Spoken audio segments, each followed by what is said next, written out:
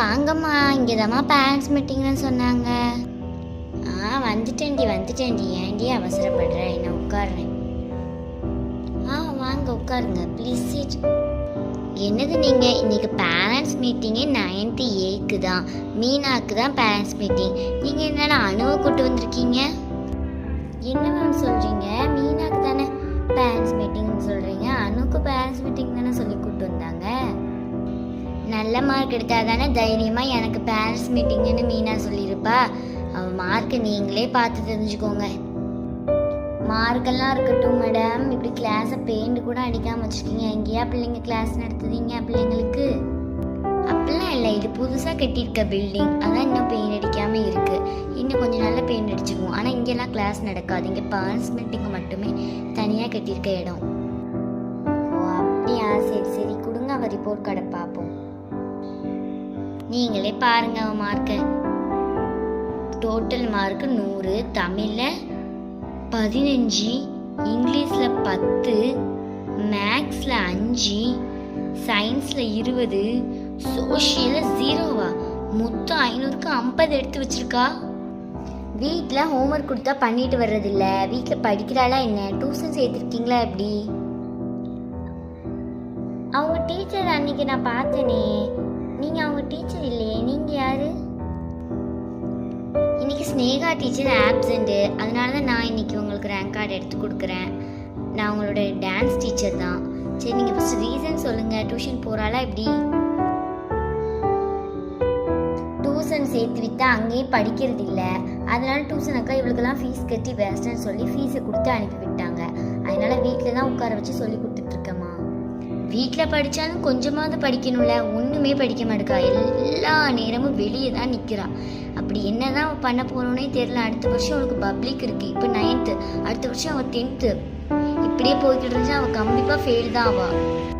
நீங்கள் தான் அவளை படிக்க வைக்கணும். இப்படி ஃபெயில் ஆவான்னு சொன்னாங்கன்னா நாங்கள் என்ன பண்ண முடியும்? எங்களால் படிக்க வைக்க முடியாதுன்னு நான் சொல்லலை, இருந்தாலும் நீங்களும் கொஞ்சம் ட்ரை பண்ணணும்ல. ஹோம்ஒர்க் கொடுக்குறதெல்லாம் வீட்டில் வச்சு தான் நீங்கள் பார்க்கணும். வீட்டில் வச்சு எதுவுமே அவள் பண்ணிட்டு வர மாட்டேக்கா. ஸ்கூலில் எழுதி போடுறது இன்கம்ப்ளீட் வச்சுட்டே இருக்கா. எல்லா நேரமும் வெளியே தான் நிற்கிறா. எப்படி அவள் முன்னேறுவா? அவள் தங்கச்சி தானே அனு, அவள் சூப்பராக படிக்கிறா, கிளாஸ் ஃபஸ்ட்டு வரா, ஸ்கூல் ஃபஸ்ட்டு வரா. ஆனால் இந்த மீனாக்கு மட்டும் என்ன பண்ணுது? இப்படியே போய்கிட்டு இருந்தால் அவள் 10th கண்டிப்பாக ஃபெயில் ஆவா. சரி, அனு எத்தனை மார்க்குன்னு சொல்லவே இல்லையே. அணுவை பற்றி எந்த கரைச்சலுமே இல்லை. அவளுக்கு ரிப்போர்ட் கார்டெலாம் நீங்கள் பார்க்கணுன்னு அவசியமே இல்லை. 5 சப்ஜெக்ட்லேயும் அவன் இந்த வாரி 100க்கு 100, 500க்கு 500, ஸ்கூல் ஃபஸ்ட்டே அவள் தான். நல்ல வேற நம்மளை பற்றி பெருமையாக பேசினாங்க. சொல்கிறத சொல்லிட்டோம், கொஞ்சமாவது அவளை படிக்க ட்ரை பண்ண சொல்லுங்கள். சரிங்க டீச்சர், உங்களால் முடிஞ்ச முயற்சி நீங்களும் பண்ணுங்கள். சரி வா அனு. என் உசுர் எடுத்து இப்போ தரேன், தேதி சொல்லேன்டி. என் சில்லாஞ்சி இருக்கியே, என்னை குளிர அரைக்கியே, சில்லாஞ்சி இருக்கியே, நெஞ்சு குளிர இருக்கியே. ஓ பாட்டு பாடிட்டு இருக்கியா? அம்மா வந்தோடனே வச்சு செய்ய போகிறாங்க, நம்ம போயிடலாம்ப்பா. ஏடி மீனா, நான் டியூஷன் போகிறேன், அம்மா வந்தோடனே என்னை தேட போகிறாங்க, சொல்லிடுறேனே. போயிட்டு வா. சரி, நம்ம பாட்டை கண்டினியூ பண்ணுவோம். சில்லாஞ்சி இருக்கியே, என்னை கொள்ளுற அரைக்கியே, சில்லாஞ்சி இருக்கியே, நெஞ்சுக்குள்ளற இருக்கியே. ஆமாடி மீனா, உனக்கு இப்போ பாட்டு தான் குறைச்சல். என்னடி மார்க் எடுத்து வச்சிருக்க? அதுவும் இல்லாமல் சோசியல் 0. இதெல்லாம் சரிப்பட்டு வராது. உன்னை ஹாஸ்டல் சேர்க்காம இந்த வாட்டி நான் விட போகிறதே கிடையாது. போ, பேக் பண்ணு. என்னம்மா ஆச்சு? வந்தோடனே இப்படி கத்துறீங்க, ஹாஸ்டல்லாம் போக சொல்கிறீங்க, என்ன ஆச்சுன்னு ஃபஸ்ட்டு சொல்லுங்கம்மா. ஆளு தான் வளர்ந்துருக்கே தவிர அறிவு சுத்தம் கூட வரலை. நீ என்னதான் நினச்சிட்டு இருக்க மனசில்? இப்படியே போய்கிட்டு இருந்தா அடுத்த வருஷம் நீ 10th பப்ளிக்கில் ஃபெயில் தான் ஆவ. ஒழுங்காக போய் லக்கேஜ்லாம் பேக் பண்ணு, ஹாஸ்டலில் போய் விட்டுட்டு வந்துடுறேன். ரொம்ப தூரம் தான் உன்னை போய் சேர்த்துட்டு வர போகிறேன். போய் பேக் பண்ணிட்டு வா. அம்மா ப்ளீஸ்மா, இந்த ஒரு வாட்டி என்னை மன்னிச்சு விடுமா. நான் அடுத்த வாட்டி ஃபுல் மார்க் எடுத்து காட்டுறேம்மா. ப்ளீஸ்மா, ஹாஸ்டல்லாம் வேணாமா. அங்கே நான் தாம்மா துணிலாம் துவைக்கணும், வேணாமா ப்ளீஸ்மா. அதெல்லாம் முடியவே முடியாது. இந்த வாட்டி உனக்கு வார்னிங் கொடுக்க மாட்டேன். எத்தனை வாட்டி உங்ககிட்ட சொல்லியிருக்க ஃபுல் மார்க் எடுத்துக்காட்டு. ஃபுல் மார்க் கூட எடுத்துக்க, பாஸ் ஆக வேண்டியதானே. எல்லா சப்ஜெக்ட்டும் ஃபெயில் ஆகி வச்சிருக்க, அதுவும் சோசியல் 0 எடுத்து வச்சிருக்க. இதெல்லாம் சரிப்பட்டு வராது. போய் பேக்கேஜ் பண்ணி. இன்னைக்கு என்னதான் கெஞ்சினாலும் நீ ஹாஸ்டல் தான். இப்படிலாம் செய்யவே கூடாது. இன்னைக்கு கன்ஃபார்ம் நம்ம ஹாஸ்டல் தான் போல. அங்கே நம்ம தான் துணிலாம் துவைக்கணும். பேக்லாம் பண்ணிட்டியா? இதான் நல்ல பிள்ளைக்கு அழகு.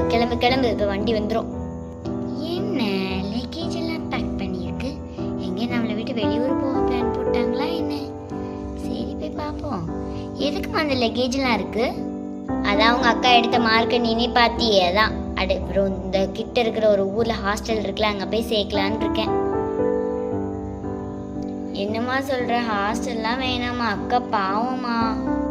நான் யார் கூடமா விளையாடுவேன், யார் கூடமா சண்டை போடுவேன், வேண்டாமா ஹாஸ்டல்லாம். ஐயோ பாவமா, அடுத்த வாட்டி அவள் ஃபுல் மார்க் எடுப்பா. இந்த ஒரு வாட்டி அவளை ஹாஸ்டல்லாம் சேர்க்க வேணாம். அவளுக்கு ஏதாவது தெரியலன்னா நான் வேணா சொல்லி கொடுத்துக்கிறேம்மா. நான் தான் கணக்கில் புரியாச்சு. அவளாம் ஹாஸ்டல் போக வேண்டாமா. இவன் நமக்கு ஹெல்ப் பண்ணுறாளா இல்லை நமக்கு படிப்பு வரான்னு குத்தி காமிக்கிறான்னு தெரியலையே. என்ன நடக்குன்னு பார்ப்போம். சரிடி, உங்க அக்கா படிக்க தான் மாடுக்கா, ஏதாவது ட்ரை பண்ணலாம்ல. வீட்டில் உட்காந்து சும்மா படிச்சாது பார்க்கலாம்ல. உட்காந்து பாட்டு படிக்கிட்டு இருக்கு, சில்லாஞ்சிருக்கி சொல்லாஞ்சிருக்கி. இருக்கட்டும் இருக்கட்டும், என்னதான் சொன்னாலும் கிடையாது. எனக்கு கண்டிப்பாக ஹாஸ்டல் தான்.